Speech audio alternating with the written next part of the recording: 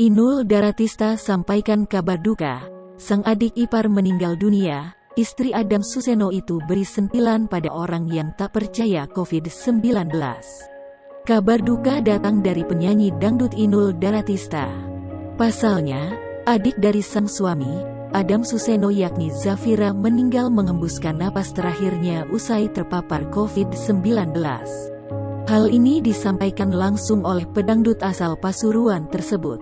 Melalui unggahan di Instagramnya, Inul tampak mengunggah foto pemakaman dengan protokol COVID-19. Dalam unggahannya, wanita 42 tahun itu juga memberi peringatan pada masyarakat yang tidak percaya adanya COVID-19.